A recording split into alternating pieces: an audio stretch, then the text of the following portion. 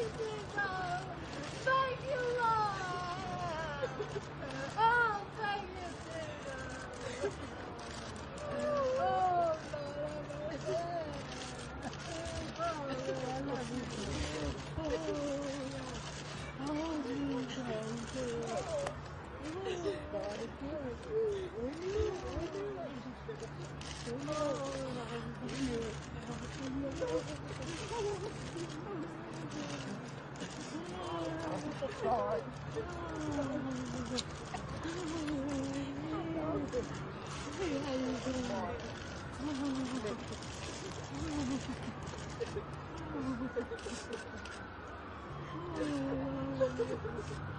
Thank you, Jesus. Thank you, Lord. Thank you, Jesus. Oh, Lord. Thank you. Thank you, Lord, for taking care of us, Lord Jesus. Thank you, Lord. Thank you, Jesus. Oh, Lord, I thank you, Lord. Oh, I praise you, Lord. Oh, thank you, Jesus. Thank you, Lord.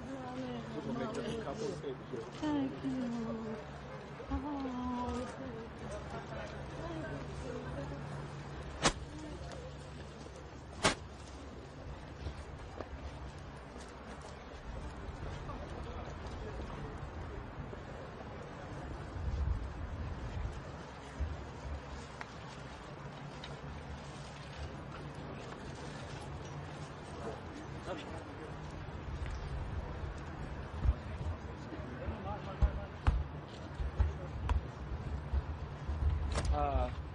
We want to thank all of y'all for being here. This is a very, very happy day. It's a tragic day, too, because Mr. Hinton has spent 30 years locked in a 5x8 cell where the state of Alabama tried to kill him every day for 30 years. But he's an extraordinary human being. We are so grateful that the court has ordered his release. This has been a long time coming. It should have happened many, many years ago. And the only thing I want to do is just celebrate how wonderful it is that this man finally has his freedom back. His case, in my judgment, is a case study in what's wrong with our system. He was convicted because he's poor. We have a system that treats you better if you're rich and guilty than if you're poor and innocent, and his case proves it. We have a system that is compromised by racial bias, and his case proved it. We have a system that doesn't do the right thing when the right thing is apparent. A prosecutor should have done these tests years ago, and they didn't, and that's a shame. But today we're celebrating, today we're happy, today we're excited, today we're grateful that Mr. Hinton gets to get reunited with his friends and family. We're not going to take questions today. We're not going to do a lot of stuff today. Mr. Hinton wants to say a few words, and we just thank all of y'all for paying attention. There's going to be more that we'll have to say about this, more that needs to be done about this.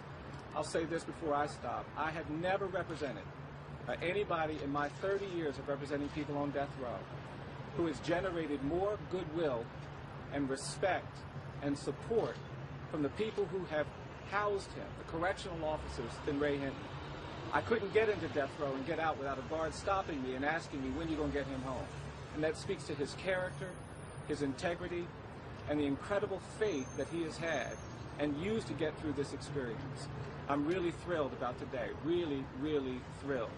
And I want Mr. Hinton to just say a few words before we go home. Good morning. The sun do shine. 30 years ago, the prosecution seemed deemed to take my life from me. They just didn't take me from my family, friends. They had every intention of executing me for something I didn't do. But for all y'all that's snapping the cameras, I want you to know there is a God. He sit high, but he looks low. He will destroy, but yet he will defend. And he defend me. And I just want to thank him. I'm not ashamed to let you know that he sent me not just a lawyer, but the best lawyer. The best lawyer. And I couldn't have made it without them. And I want to say to the victim family, I will continue to pray for you just as I have for 30 years. a miscarriage of justice, not only to me, but to the victim family. For all of us that say that we believe in justice, this is the case to start showing. Because I shouldn't sit on death row 30 years.